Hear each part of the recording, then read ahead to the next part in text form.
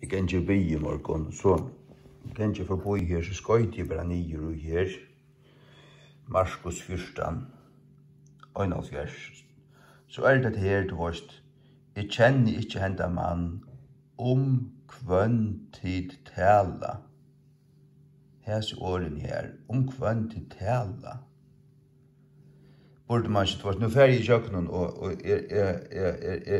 rett I anker ting, til torra tøymon, til torra tøymon og vegna moina vegna, gjør det lysende møyra, så det fløy bedre, ja. Hvem til tala. Nei, jeg kom I, altså, det øyne ting som jeg ikke vil gjøre noe vi. Og så kan du argumentere at føres omkant vil tåsa så.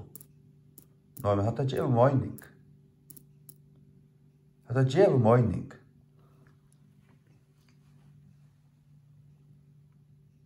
Of whom ye speak.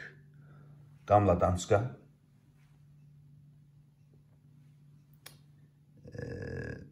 Om hvem I tale.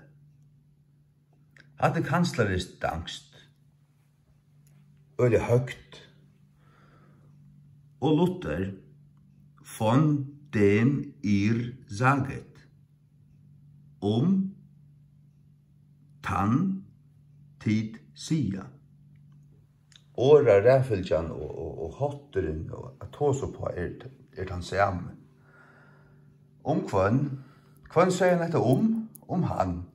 Hvem til tala. Hvem viser atter til hvem? Mannen. Galileeren. Peter. Hvem til tala. Nei, det er Peter som sier det. Nei, så hvem viser atter til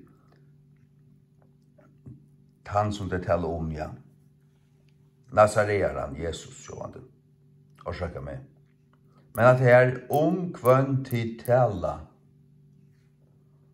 At det åpenbart en talehotter utom protestantiske bibelen. Luther, King James, Kong Christian. At det det gamla, det ratta.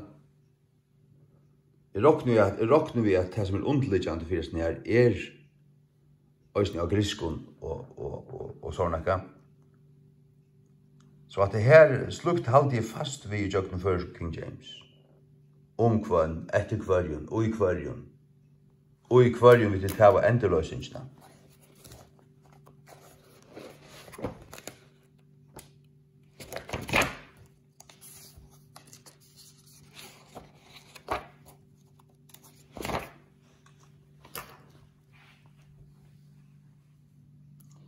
Som hever utfri okkon fra måtte myrskursins, og hever omsett okkon inn I kongadømme kæra sonarsins, og I hverjon vi hava endeløsning.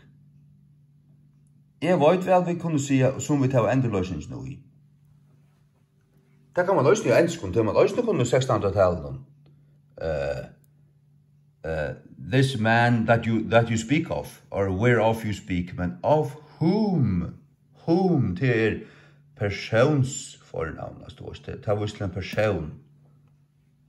Øysene til danskun, om hvem I tale. Det var neft,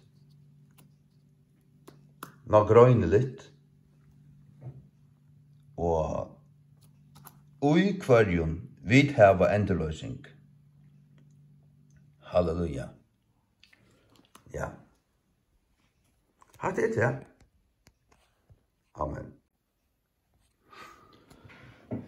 Her hitje etter uslenske gvødbrandsbøyblene fra 1501.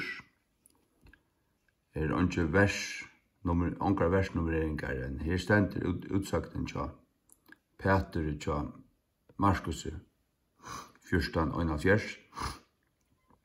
En han tok al formæla sér og sverja, eigi þekki ég þann mann av hverjum þér segið. Ikke kjenni ég þann mann av hverjon tid sia, det vil säga hvern tid tala. Hvern tid sia. Men hatt det her, av hverjum þér segið. Hæsen målboreren her. Ikke sem þið talið det har man alltid kunna sagt av islandskon, men det sier der ikke. Det tås ikke på den måten. Det det som jeg vil understryka. Fyrsta islandska tøyingen, det Oddur Gottskálksson, jeg fann han ut hans tekst ut av Wikipedia. Her han lagt det ut her. Men han sier det samme. Oddur Gottskálksson fra 1540. Av hverjum þér segið. Ei þekki ég þann mann, av hverjum þér segið. Hvern tid tala. Og det just det som jeg har her, hvern tid tala. Hetta ein reformationsbiblia som vi onganti hava finnje, og henne føreske tungo. Jan Bjauis, som kan stillast vi sugene av hesum gamle biblion og hesum gamle islandske biblion. Ein ordentlig biblia, til de som elskar biblina. Henne kan man ikke hjelpa. Henne har et hjerteproblem. Ikke så vel.